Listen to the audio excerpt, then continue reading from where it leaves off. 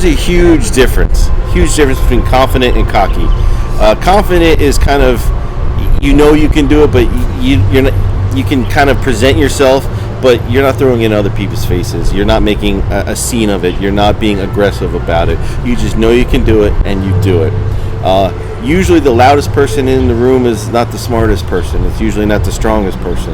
A simple rule is person looking for a fight, is usually not the person who's ready to have a fight. Working in bars and restaurants, I learned that a lot late nights. The loudest guy is not ready to take a punch. But for me, I am a very confident person in who I am as a man, as a father, as a chef, and not everyone knows that about themselves. And I've been lucky that it takes a lot of inner kind of looking in and knowing what you can and can't do. But I know who I am, and I don't need to promote it. I always kind of say I like to be the Wizard of Oz. I'm the guy behind the curtain. I don't need all the who's and ha's, and if you ever talk to me, I very rarely ever take credit for anything. I always say my team, or the chef this, or the management team here. It is a team effort.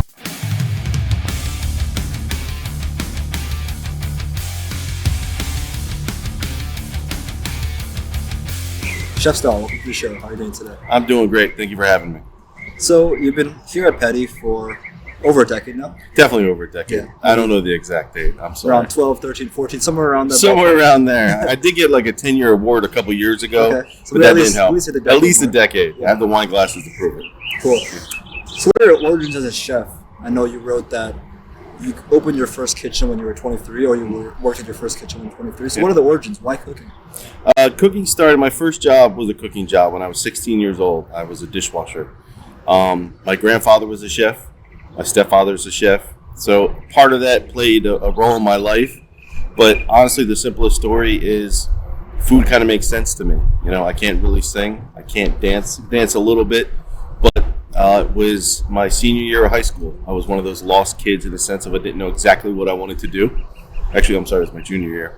And I was out of all the other courses, so I took one of those electives, and it was food economics. And I took, the classes where you cooked and you learn how to do laundry just because I thought it was funny. And in my group was the varsity football captain, baseball captain, all my friends, and we made a chicken pot pie. And the next day you get to eat it. And no one showed up except me and this guy, Dave. And we heated it up and we ate it. And I was like, wow, if I could do this with these guys, with these knuckleheads, I can't imagine if I really actually applied myself for something in life. Because besides sports, I wasn't really applying myself to anything. And I was kind of like anti-college. I'm definitely not the person that does what everybody else does. So everybody was like college. I was like, well, I don't want to go to college because everybody else does. And it just made sense. And then I just kept trying. And my parents helped me get a job as a dishwasher, and I started at the bottom. And then the Food Network came out, which was, kind of a little bit big when I went to culinary school. I got into culinary school with the help of the teacher, the class I took. She helped me get the application, and went there for 2 years. And I love what I do. It's completely my passion. I'm one of those lucky people. At 16 years old, I found my passion. And there's not a day that I don't love cooking or I don't want to come to work. I actually get a little upset and sad and down when I'm not here. It's amazing. I think it's really important that people really find that passion for themselves. Because Yes. I see so many people go down the rabbit hole of pursuing a job or a career or a lifestyle that they think is going to bring them the most happiness because that's what's promoted most by society. But they never end up delving into the thing that brings them a deep joy. But I just love to see when I see people that do things in their day-to-day life they absolutely love. And I've seen that in a lot of people I've spoken to, people that love to go out each day and do their work. Like work, a lot of people see as a negative thing, but when I see someone who talks about their work in such a positive, enlightening way, something that brings them so much joy, that makes me feel really happy. And although I don't know how if everyone can find a lifestyle where they can make their passion their work, I think even if you can just spend as much time as possible doing the things you love, I think it leads to an enriching life. 100%. I mean, not everyone's going to be able to do exactly what they want to do. A lot of people get pressure from their parents at a young age. You need to do this or go into this line of work, and that doesn't make them happy. But I feel if you do go through a route where not everyone loves their job, actually most people hate their job, but they do it for, they got to pay bills, unfortunately, pay taxes. But what you can do then is find your passion and make sure you have time in your life to do that in your free time. And I think that gives you a better balance of life, and that's very important. You highlighted that one of the reasons why you became interested in pursuing this path with cooking was this rebellious nature you had. That everyone seemed to be going down this path, and you, for some reason, had this desire to go down this other path. Would you say you've always had the rebellious nature in you, or that sense of going against what's conventional, or where do you think that really came from? Unfortunately, I have. I've never been someone that's in a clique. I've never been someone that's either, like, let's say in high school, I was able to maneuver between all the cliques, the popular people, the sports people. I just wanted to be Jeremy. I just wanted to do what I wanted to do. I was athletic. I don't look it now, but, when you age, your metabolism slows down. But I played a lot of sports, and I love that and put a lot of my time into that. But let's say if there's a TV show like Game of Thrones, everyone loves it, I will refuse to watch it. If everyone's like, oh, I like this kind of shirt made by I will never buy it. People were cuffing their pants back in the 80s and 90s when I grew up. I never did that. I've never wanted to kind of go with the flow. I just kind of want to do and dress how I want to feel and watch what I want to watch. I'm not really sure where that comes from. My mother's very independent.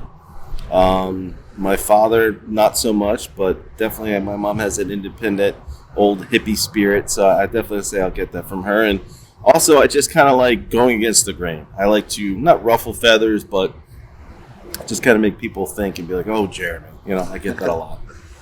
It's rare for sure, because I think we do have this thing in our human nature that causes us to want to conform. And it could be a survival mechanism. It could be just this satisfying feeling we get when people around us accept us. And your interests do change with time, and you do maneuver. I think if you're just authentic to what you really feel on the inside, I think everyone changes as people as they grow up. And of course, that might contribute to you changing friend groups and maneuvering through different paths and pursuing different things. But often, those people, maybe they struggle to form genuine connection with people because they seem to be always changing different places of their life. So would you say you fall into that ballpark as well, where you've struggled to maybe always stay consistent with a group of people, maybe because they're always confined to one way of living or one kind of lifestyle, or have been able to build strong relationships despite kind of exploring your own interests along the way? I've definitely built strong relationships, but not that many. I'm totally okay with being by myself. I'm one of those people that can be alone. I don't have to always have people around me. I'm blessed to have 3 gorgeous children, so they take up a lot of my time. But growing up, even with kids, I had a core group of friends, like about 5 of us, and that's all I really needed. For me, I would, have little cliques that I could, spend time with or do something with. But in reality, I had my core group of friends, and that's enough. And even as an adult, I still have just a core group of friends, and because those are the people that you kind of really open up to. They know the real you, and unfortunately, as you go through life, and even in a high school setting, you're not always able to be yourself. And I try to enjoy being my true self. And what other ways besides cooking does that manifest it? For me, just my ideals, the way I talk. They always laugh at Peddie because they say they like having me around because I speak my mind and I'm not the most conformist, and they need that opinionated side of just kind of saying how it is. At the same time, it's just kind of how I go along the daily basis, and just, maybe I'm stubborn to a fault, but it's got me this far. There's always going to be bumps in the roads, and there's going to be people that may not agree with you, but it's also okay to disagree. There's nothing wrong with that. I think a lot of great conversations can happen that way. And you can build relationships with somebody in a joking way that are complete and other opposites. Some of my closest people, or closest friends, or people I spend time with, are complete and other opposite of me. And that way you can also learn and from their experiences and what they've done. So yeah. Has there ever been a time where you haven't loved cooking? Where I haven't loved cooking, I would say right around the holidays. When I used to work in restaurants. But this setting is. But honestly, no. There is my career, my occupation. It's always changing. It's always evolving. Whether a new cuisine is coming along in the world that no one's ever talked about, or a new ingredient that's been around, like quinoa got big, but it's been around since the Mayan times. But now it's finally here, and about 5 years ago it got really popular. There's always cookbooks. There's always something new to learn, a new technique, and it's funny how my industry goes from the just the regular cooking to the gastronomy that got really popular, and cooking things in bags and infusing oils, and now they're kind of getting back to true sauces and grilling. And for me, no, cooking at home is hard for me. I'm not a person that can cook for 2 people easily. So cooking at home, pretty much. Other than that, but no, I absolutely love what I do, being around food, and just being in the kitchen is my happy place. How would you describe the joy you feel when you're cooking? It's like freedom. I don't have to think. Things make sense to me. Like if you were to take a room and have it bare and you give me a bunch of furniture, I could not know where to put that furniture. I would not know where to hang pictures. I'm not good with picking painting colors. I literally will have the same clothes for, let's say, 2 decades. My kids tease me. I have a shirt I call the Sunday shirt, which is falling apart, but I love to wear it on Sundays because that's my Sunday shirt. Something about cooking and flavors and matching things that shouldn't go together, that do go together, makes sense to me. It isn't work. It's just something that just kind of is in me. And it's kind of hard to explain, but it's something I don't have to think about. My mind works in a way that I know what product we have in house, what we have in the refrigerator. Someone will be like, chef, I'm sorry, we don't have any more chicken. I'm like, yes, we do. And they're like, I looked. I'm like, it's there. Things like that. And it's calming. It's soothing. Yeah, exactly. Just gonna make sure this is good. Have you heard of the concept of flow before? Flow states. Yeah. So I'm gonna say no. I've watched this another podcast maybe last summer where I learned about this concept for the first time, and my dad actually just ordered a book about this concept of flow, which is apparently some old philosophical kind of concept, and he read a whole book about it and we talked about it. So definitely agree, what is this concept of flow? And it's basically this state of being where you're so immersed in some activity that you essentially have no thoughts in your mind. And when you're so locked in or immersed in that activity, it's almost as if your brain turns off and you become immersed with the task at hand. And often people access this state of flow when they're really immersed in a form of work they really enjoy. Like for me, for example, I feel like I've felt that energy when I'm in wrestling practice or when I'm working on these projects. And I think that everyone is unique, coming down to a genetic level, to the way you're raised, that we have such unique interests and peculiarities that make us unique as people. And obviously, as we discussed before, some people hide away from those peculiarities and conform to be more accepted. But I think the people who really embrace the strangeness of who they are and the strange interest they have, they're able to find that maybe that one random activity or that one passion that they delve into, and they're able to access that state of flow and working anywhere. I think the word freedom is a great way to describe it, right? You feel so free, so light, like you're walking on air as you're working through it, and essentially you're able to free yourself from the complexities of the world and really delve into the work and be present in the moment. So from what I hear, I feel like a lot of the ways you're describing cooking for you describes that concept of flow a lot.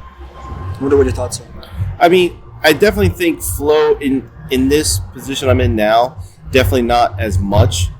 But when you're working in a restaurant, say if you're a line cook, 100% you're in a rhythm. You don't hear anything. You can just concentrate on the pots and the pans and the dishes. You hear the expediter calling out your orders, and it could be, the dining room's full. You have a 2-hour wait. The tickets just keep going. The machine just keeps spitting, and you just kind of move without even thinking. As one pan comes off, you're putting another one down. As you're plating one, someone's helping you out with something else, and you have 4 or 5 orders, and all of a sudden you realize, I have to put 2 ducks on and 2 chickens and 3 beef on. 100%. I definitely think that's a state of mind and a consciousness. Here, not so much. Here is more of like a dance. It's more of a, we always have time here, which is great. The kids pretty much come in at a certain time.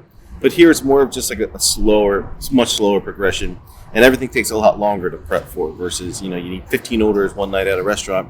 Here we need, 500 orders of chickens. So your concentration and your focus is a little bit different. But I love that that focus of ideals and that flow.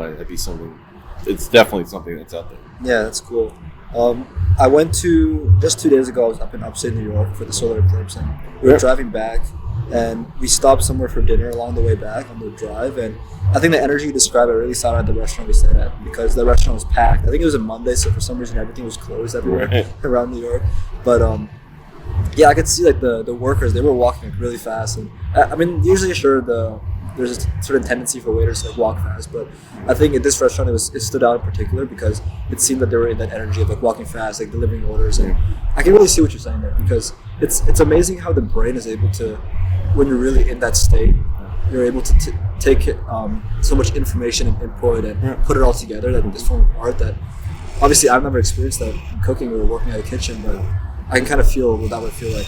And it sounds amazing. Yeah, I mean, it's just like with wrestling. You're such hyper focused on whether your moves, your training, or the next thing you're going to do. Let's say if I never wrestled, but I can assume that, as you're positioning with your opponent, you're thinking 2 or 3 moves ahead.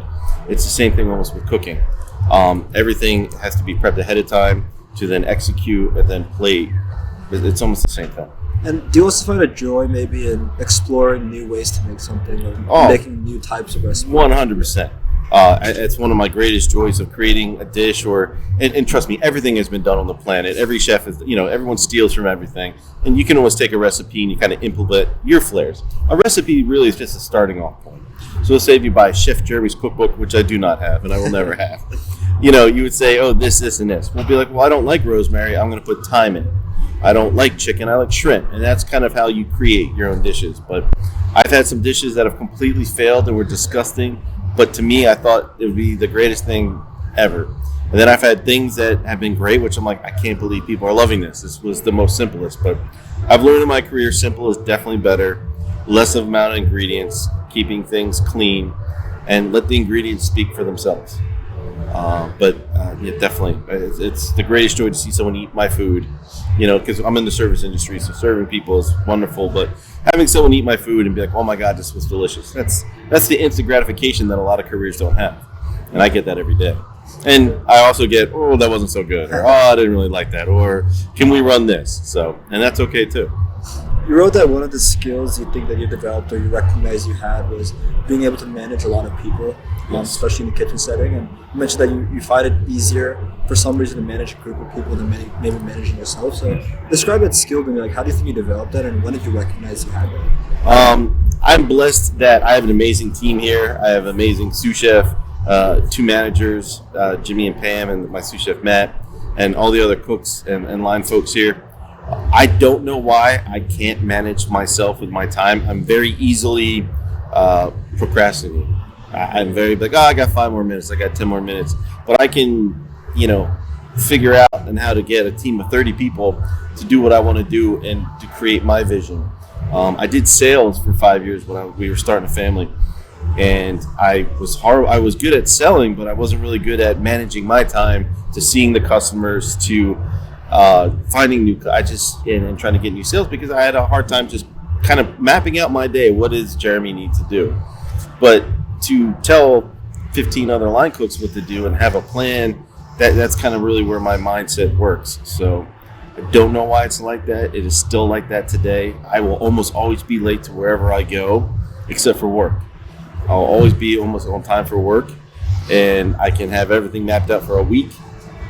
But if you ask me what I'm doing tomorrow, personally for myself, or cooking dinner for myself, I have no idea. I just haven't gotten it.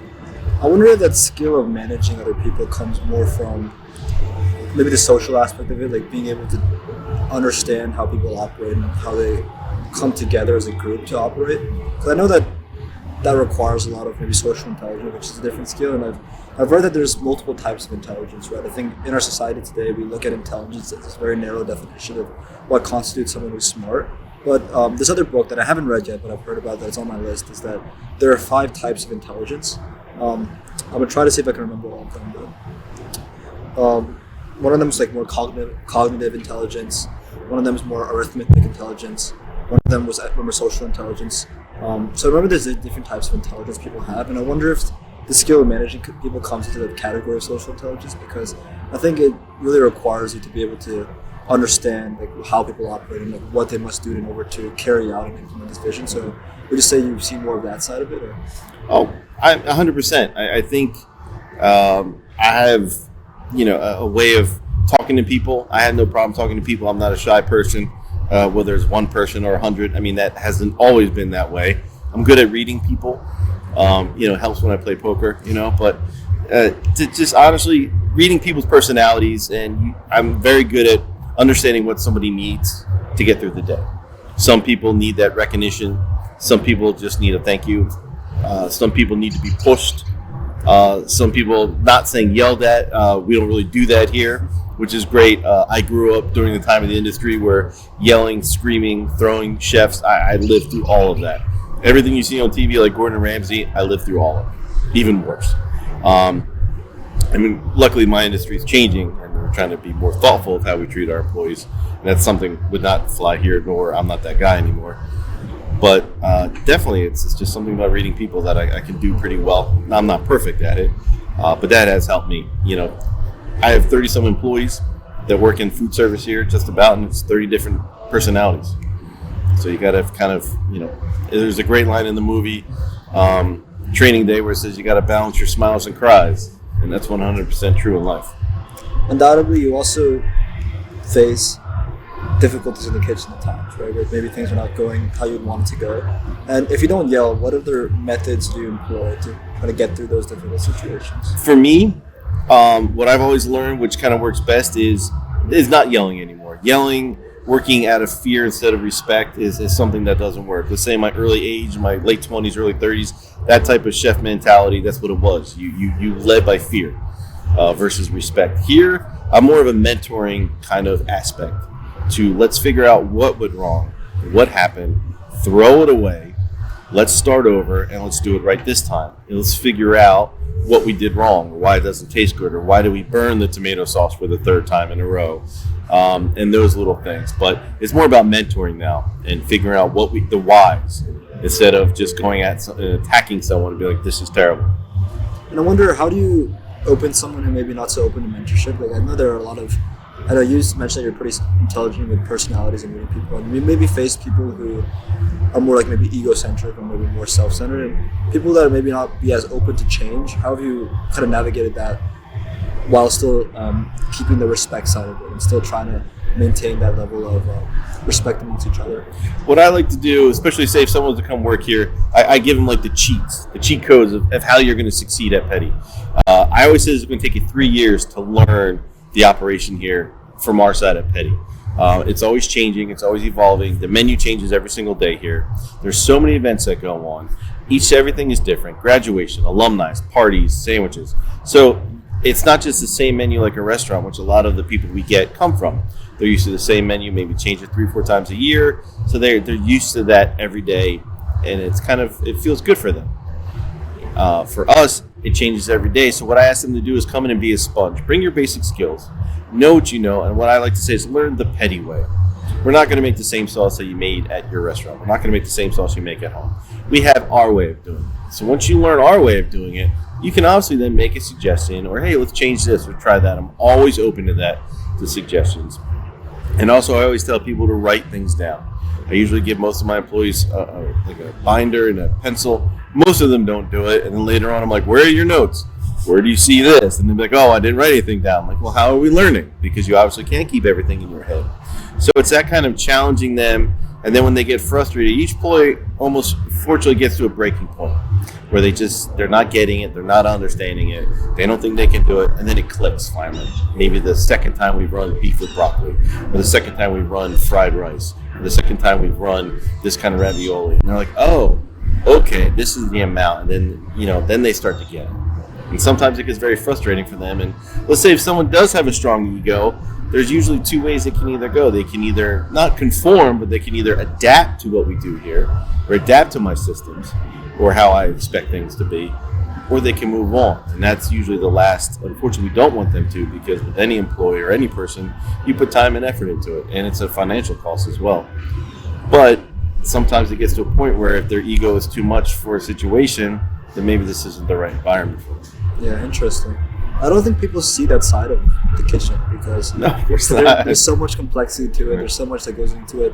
I don't think people would see a job as a chef as, oh, you have to sit down and learn and spend this much time trying to delve into this craft of cooking, which it's amazing to learn that, because I know that it really opens your eyes to there is so much more layers to anything around you. It could be cooking, it could be anything else, but it's amazing how many layers things get to in life and how deep you can really delve into something to master that craft. But it's amazing to hear those stories. Yeah. Thank you. Yeah, I mean, it's a service industry, and sometimes I'm not going to say we look down upon, but we're not thought of as doctors or philosophers. I mean, but everyone eats 3 times a day, and not many people can cook, and actually cooking really isn't that hard. It's, you just look at the classic and the certain techniques, that's all you really need, and you can grow from there. But if you don't put the time and effort in just to learn something, but that's the effort you have to put in if you want to get good at something. Was cooking love at first sight? 100%. I actually recently was talking to some of my family members. There's a memory in 4th grade. I was cutting fruit salad for like Parents' Day, and I don't know if it's a dream, but I remember just loving it then, and just little things like that. And my mom would leave me little notes to do little prep work, help prep dinner, like wash potatoes, and I would wash those potatoes until the skins were almost gone, and anything like that I can help. And my children are the same way. They want to help prep and they want to help cook. One more than not so much than the other. But I don't want them to do my industry. And they always, tease and, I want to be a chef. And I want them to do what they want to do. I always tell them, you can do whatever you want in this world. Anything. I said, as long as you put your mind to it and you work hard to it. And that's the thing. I think that's something that's gotten to me where I am, is if you tell me I can't do something, I'm going to do it. I think that kind of always goes along the lines of me not conforming to everybody else. If you're like, Jeremy, you can't make this dish for 500 people, I'm going to prove you wrong. I'm going to find a way and we're going to do it. I may near kill myself doing it, but I'm definitely along the lines of working smarter, not harder. And I definitely, if you say I can't do something, I'm going to find a way. Yeah, I mean, for me, when I look at other people and when I look for people I respect, I care less about what they do. I care more about the energy they bring to what they do, right? As long as it's something you feel this kind of love for and appreciation for, and you try hard for. Because, I mean, there are a lot of things that you won't want to try hard in because you don't really enjoy what you do. But I think when you can find that thing you love doing and you're able to delve into it and spend your time working on it and developing that craft, I really respect those people the most, because you can tell that they really care about what they do. And when you care about what you do, you can kind of break the rules in a way that you can impact the world and other people in such a way as well. I mean, it's just like your podcast. You're definitely into this. You're meeting new people, having conversations, learning new things. I mean, it's the same thing. It's something that you didn't think, and now you've started it, and you're meeting these interesting people. I'm not sure how interesting I am, but you're learning so many things in life, and that's wonderful. And I think that's a great thing that you're doing. Tell me more about that quote you wrote. You can achieve anything in this life, but must be willing to work and dedicate yourself to it. Yeah. Basically, what I've learned in life, and you see some of those people, nothing is given to you.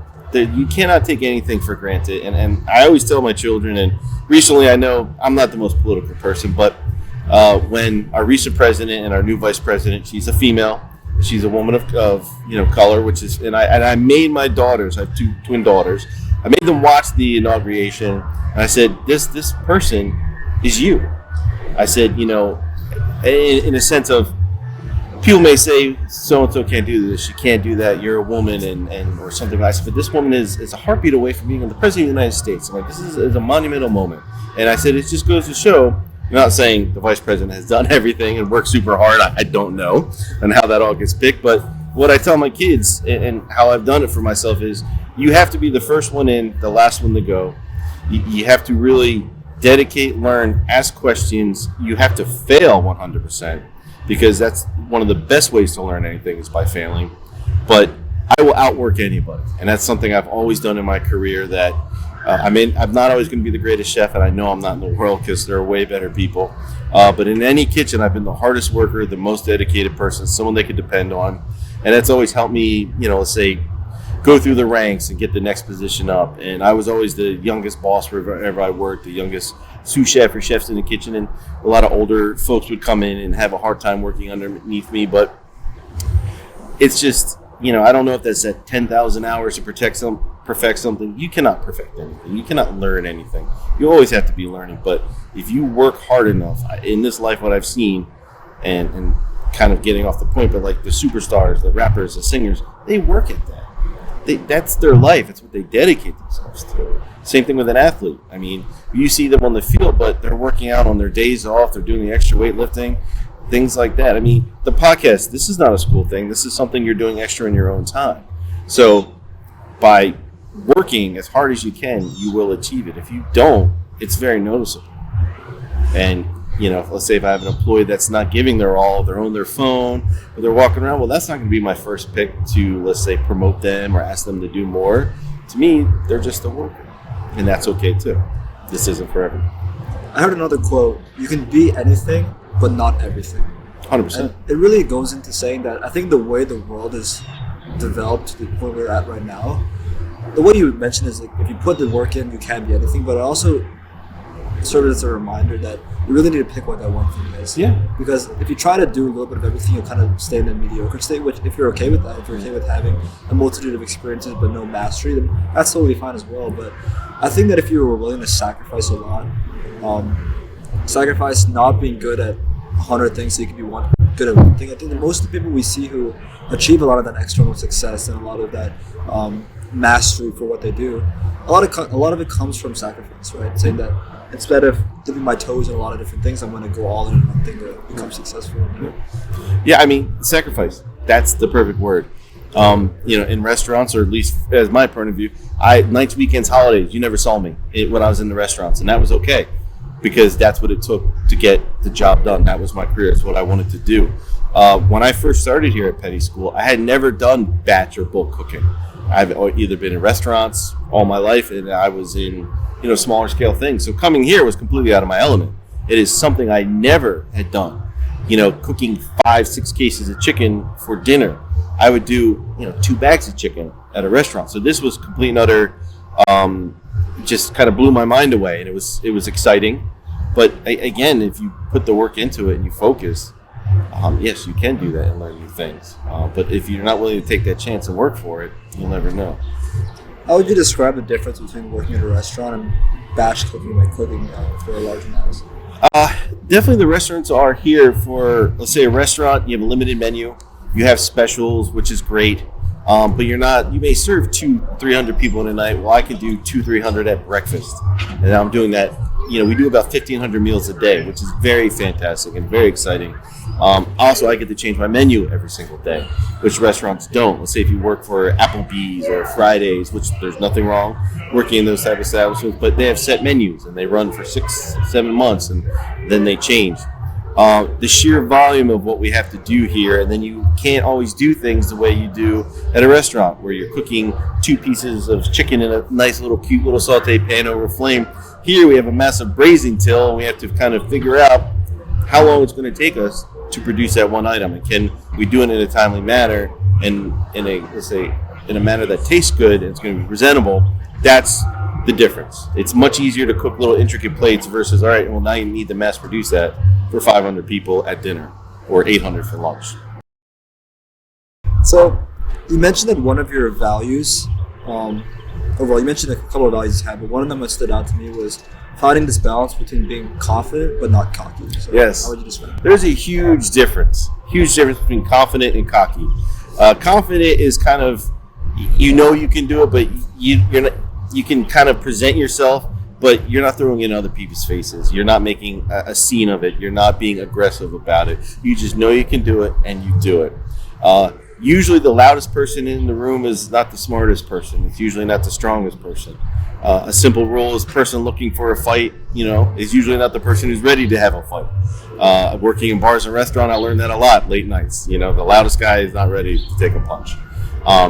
But for me, I am a very confident person in who I am as a man, as a father, as a chef, and not everyone knows that about themselves. And I've been lucky that it takes a lot of inner kind of looking in and knowing what you can and can't do. But I know who I am, and I don't need to promote it. I always kind of say I like to be the Wizard of Oz. I'm the guy behind the curtain. I don't need all the who's and ha's. And if you ever talk to me, I very rarely ever take credit for anything. I always say my team, or the chef this, or the management team here. It is a team effort. Nothing is done with me. It's a part of my vision, but without everyone else, this doesn't happen. A cocky person will say it's all me. I did this, I do that, and those aren't people I'm going to want to spend time with. But 100% agree. I think a lot of it just comes from insecurity, right? Yeah. I wonder if we were able to read people's minds. I think we really noticed that the people who present themselves in a certain way are almost always the exact opposite in the inside of their mind, the nature of their mind. Which I'm not saying that's anyone's fault, but I think it's just something that we can point out about human nature. Right? We tend to create an external front or persona to cover up something we're kind of insecure about, which I find that really interesting, right? Because the person who may not feel so strong or not feel so confident with themselves on the inside will try to create that persona to feel protected in a way. But I think confidence, in my opinion, it's more of an internal state, right? That internal knowing that you're doing what you believe is correct. And I think it's important to give people credit. Right? I think I heard this quote once that it's important for a leader to take as much fault as possible and give as much credit as possible. It's amazing. It seems like you've exemplified that a lot. I try to, and it's funny you said what people exude. Like, my mother, who's still alive, thank goodness, says I deflect with humor. It's my coping mechanism. So I try to be very serious here, but I'm usually very funny and outgoing. Where really inside, I'm just kind of somber and focused and quiet. But I use that humor side, to kind of keep things light and keep it joyous. And, and that also does help read other people's personalities, because kind of the funnier you are, the more calm, and they let down their guards, and you get to see who they really are at a different level. So, yeah, that's interesting. I think humor... I can't play poker with you now because you know my secret. Yeah. Humor is also really interesting. I think when we think about those peak human states, we talked about flow, which is one of them. I think humor comes in that category as well. And I don't know why that is, but I think the way you described it is you're able to let your guard down a little bit. You're able to make the world less complicated and more simple, or you're able to kind of laugh. I think it says something less about you, but more even about your soul, right? Because another thing I heard is that if there's someone on the deathbed and they make a joke, you ultimately feel a sense of like peace and quiet. Yes. It's not only their body's okay, but their soul is also okay. They're able to still find the humor of life. But yeah, I think they're really interesting things. When I was thinking about like the peak human states, I think there was 3 or 4 that I thought of. I think I said flow, humor. I said curiosity as well, because I think a childlike wonder state when we're younger that we tend to lose with time when we put the world in systems and everything. Yes. Humor, curiosity, flow, and the 4th one was anticipation, which I think this connects to how we're all looking forward to things, kind of brings us joy. But yeah, I think those are like the 4 peak human states. No, and that is most basic personalities and how people are, 100%. So, you talk a lot about the joy that your family brings you. Mm-hmm. And I want to hear more about your perspective on the importance of family. So is that something else you value a lot? Oh, 100%. I mean, I come from a very small but close family. My grandfather was an immigrant from South America, so he kind of left his family and helped create a family here. Very close with my mother. My parents were divorced at a very young age, so definitely more of a relationship with my mother. And growing up, it's kind of like all we had. We had each other, me, my mother, my sister. My mother's happily remarried, and he's wonderful. But with my children, same thing. Unfortunately, I'm divorced as well. But keeping those relationships, and really in the end, family's all there really is. Let's say if on your worst night, who are you going to call? Your mother's going to pick up, your sister or your brother or an aunt or an uncle, someone that's really close to you. Your friends are always usually busy, and as you get older, you won't have as many friends. But I try to spend as much time with my family as I can. They're very important. They're not going to be here forever, and as you get older, you learn that as well as they start to pass. And there are parts of your family, there's certain people that you don't mind when they pass. You're like, oh, thank goodness so-and-so's gone. That's horrible to say, but there's always that one, like my father. Just kidding. I'm not. But, he was not the nicest of men, versus my relationship with my mother. My grandfather, who was a chef, was definitely a huge inspiration in my life. And, in a way, thanking those people. And they always have my back, my sister and my mother. They're always there if I need them. And vice versa. I always say I don't deserve them, because they've been so good to me, and I've always been so hyper focused on my career and what I've done, and all the things, family gatherings, funerals, weddings I miss because of what I do. But they still love me for it. So I always cook Thanksgiving dinner. It's pretty good. So I think it works out that way. I've seen a culture these days of individualism, where it seems that family has been a big part of cultures and religions in the past, but I think these days the number of men and women who are not married is just increasing especially the age is definitely being delayed when people choose to get married. And I think there are a lot of people who are not even really thinking about something they want to get married, or maybe some far distant thing, which I think is very different than how it's been in the past. And while people can have their reasons for why they believe individualism is important to them for freedom or whatever, I am worried because I think down the road, family is really important. 100%. I mean, what is the divorce rate? It's like 80%. I mean, I know because I, did all the reading when I was getting divorced. I honestly say I don't think I'll ever get married again. I think marriage is a beautiful thing. I think families are a fantastic thing. But unfortunately, the world is changing. People are changing, and people grow. People change at different states of their lives, different points in their lives, and that always doesn't kind of go with what the other person is doing, as you're saying, is individuality. And unfortunately, they're not evolving together. They're usually evolving at different aspects and different points in their lives. And unfortunately, I think a lot of marriages suffer because of that. I think it's better for people to maybe get married at a later state because they kind of know who they are a little bit more and they've lived life a little bit more. I know a lot of people are having families later on or starting families because they want to build a career. Again, I'm not any, professional or, expert in any of this, but I was married around 25. I had children a little bit later. But yes, people evolve and grow across and become different individuals, and that's life. For me, I'm okay where I'm at. I have my children. I'm a very blessed man. I have 3 kids, and they are absolutely my world. But yeah, marriage and individuality, I'm not really sure it's hand in hand anymore. It's, talk about the 50s, it was a different dynamic of a family dynamic. You see those TV shows where the guy would go to work with the briefcase and coming home and the wife's got the martini in her hands. Hi, dear. Yes, that was real life for a little bit, but, the workforce is changing and the lifestyle and everything has changed. And I think maybe almost the way we look at marriage needs to change. I agree and the family unit.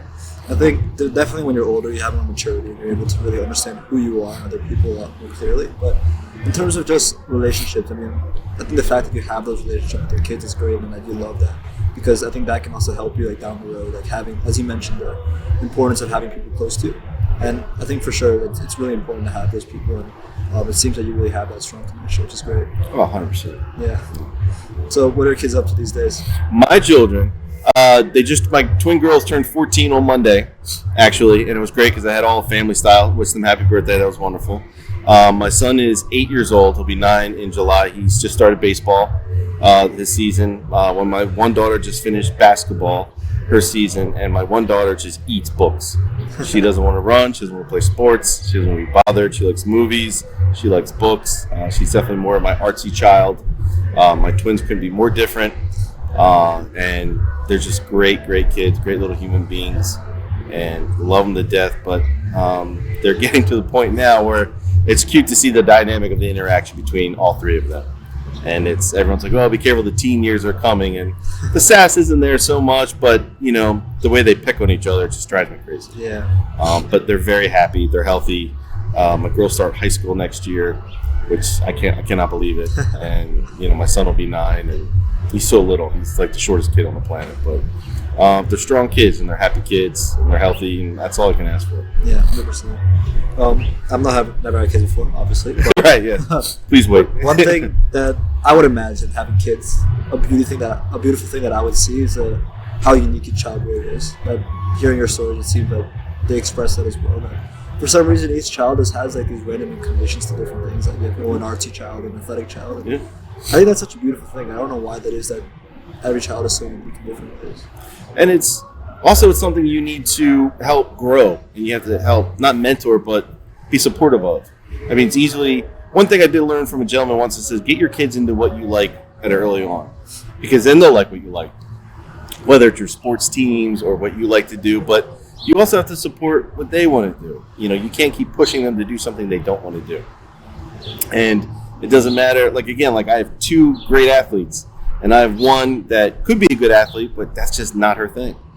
She loves Harry Potter, and I'm trying to read Harry Potter to get into it for her, and it's driving me crazy. I have 50 pages left, and she asks me every day, did you finish, Yeah. Dad? And I'm like, no, I didn't. I'm like, can we just watch the movies? And she's like, no. But it's great because my sister is an educator, So she clings to all of my children because she doesn't have children, but she really, the reading part. My sister's a reader, and Marley, my daughter Marley, is a reader. Marley, Riley, and Jax, those are my children. There's a connection there with them. So you have that person to help support that and help grow that kind of part of their personality and what they like. But your kids are definitely predestined to like what they want to like, do what they want to do. And that's what they're going to do. I don't know how it works, DNA and genes, but yeah, kids come out. And it's the most beautiful thing to watch them grow and be little people. And just show them love. I mean, hopefully in 20, 30 years, then you'll become a parent. But it is one of the most amazing things in life by far. Yeah, and I think my belief set with things will change with time. I think that's what's true with anyone. But as of now, I think one of the beliefs that I have is that I can't really change what they'll do, which I mentioned before, that it's not really important what you do, but the energy you bring to it, right? That even if my child is into the most, like, something that's completely opposite from what I'm into, right? Like, for example, I'm horrible at art. Yeah. I mean, this, I guess this counts as an art. 100%, in terms of painting and drawing, right. Like, I'm not great at that. And sure, I'm okay if my child loves that. And more of as if all I really care about is what they love what they do. That's right? it. They're able to go all in something, whatever that might be, whether it's playing pool or swimming or starting a podcast, like whatever that might be. Right. Like, I just want them to love what they do, and I think that's the most important thing as well, as I've seen in your life as well. And they will change their mind. Like one day it could be podcast, the next day it could be playing guitar. And you're like, wow, we just spent $500 on the best microphone ever, and now little Johnny wants to play guitar, and you have to support that. And then before you know it, you have 15 million hobbies. You're like, all right, you got to pick one now. We're 13, 14, or in high school, but you never want to make it so that they don't want to challenge themselves and learn something new. And I think there will be that stage of curiosity where they are jumping from place to place. And I think that I do want them to be in that state, because having a time when you can say yes to everything, you really learn a lot more about yourself. Yeah. There's been bursts of time where I've said yes to everything, I've just tried everything, I've done everything, and something clicks, something just hits, and you're like, yeah, I want to do more of that thing. And I think I'm not worried that they'll end up having like so many different things, because I feel like everyone finds out what that one thing is for them, and as soon as they feel that sense of, maybe they feel some flow state, or maybe they feel some kind of joy doing it. Right? Like maybe they're 16 and they join a class and they love cooking, or they go to wrestling practice one day and they just fall in love with that. And I think when you do find that thing, is you'll just want to go on. Yeah, it's a beautiful part of it. Yeah, and that's why you have to introduce them to so many things. I mean, whether you take a day trip here or a hiking trip there, or like, all right, let's go learn to play cricket today. Like, who knows? It could be their thing. Yeah, 100%. I think you also mentioned that you love to appreciate the beauty of the world and traveling. Yes. So talk to me more about that. Yeah, I mean, this is such a huge, huge world. And my traveling, kind of as you get older, you don't get to do as much. I mean, I've seen a couple different continents, and just seeing how other people live. I mean, you go to other people's and people look at us like, oh, the Americans are here, because we are way different than anyone else on the planet, as are, let's say if a Parisian comes in here, or even Canada or Mexico, and just seeing their lifestyle. And for me, one of the best ways, and the way Anthony Bourdain saw the world, is to meeting people through food. So anywhere I go, I always go and do the local supermarket. I always just try to go to any local restaurant. And that's how you really get a feel and judge of the people. And it kind of helps me get to know people better, because I know food. I'm not everything, but it makes sense to me. Like, oh, okay, they're doing this, so they kind of have this kind of farming, or this type of wine, or this is how they live, or the cheese they eat, and they're using this product because it grows great here during the seasons. But this is a beautiful world, and there's so many unique things to see. And in my travels, I've seen things in history books, and I'm like, wow, I remember in 3rd grade, I saw Chichen Itza Pyramid. I think it's a pyramid, or the monument in Mexico. And I went there, and I got to touch it, and I got to go up it. And I'm like, I remember in 3rd grade we learned this, and here I am. I saw the Eiffel Tower. I've seen the Niagara Falls, and even this country alone, not even traveling abroad. I think travel is a great way to open someone's minds and to kind of enrich your soul, and just in learning and talking to other people. And just the accents alone in America are hilarious. And you go overseas and just dive into the culture that's there, and kind of get out of your comfort zone. There are so many other places I want to see in this world, and I definitely, I will definitely be that old retiree guy that just travels and wants to see the world. So it's great. It's just like my dad as well. Growing up, we did do a lot of international travel, but not at all. Oh, did you? Yeah, we did. Yeah. Oh, we did not. I mean, yeah. But one thing I will notice in the last year or two, when we started doing more domestic travel, I realized that there's so much stuff to explore an hour away from my home. Yeah. Which I think was great to see, because you always think that, if I want to do something interesting or see something interesting, I have to go to another country for it. But I mean, just in this last year, we've been to like New Hampshire, Virginia, Michigan. I'm like, oh wow, U.S. has so much cool stuff. I love that. That is all. It is so true. I mean, in the South, it's a different world down there. Yeah. Texas, they think they're their own country. Yeah. California, it is completely laid back. And just seeing those parts of the United States is wonderful. And just hear the way they talk and how they act, and they think of New Jerseyans like I love that aspect. What's the best place you visited? The best place? I would definitely say for me it's been Paris. Paris was beautiful. The food obviously was incredible. The people are nice. All you have to say is bonjour and merci. You're fine, and you will get through. You respect them. That's all they need. But one of the nicest countries was my grandfather for a time moved back to Chile, where he's from, and I went down to go visit him. And that country is absolutely gorgeous in South America. I almost didn't leave. I knew my mother would kill me if I didn't come back, but it was gorgeous. A beautiful country, but yeah, definitely Paris and Chile were beautiful. Bucket list for me. I always wanted to go see Russia. I'm not really sure it's a good time to do that. I would love to see Spain. Yeah. Italy. I definitely would see the Middle East. I'm hoping one day they'll put like a Disney World there and something like that, I'm assuming. But yeah, it's just, there's so many unique things to see. But yeah, definitely Paris and Chile. Are you really into nature at all? Or? I mean, not so much. Like, I'll do the occasional hike. I like to ride my bike.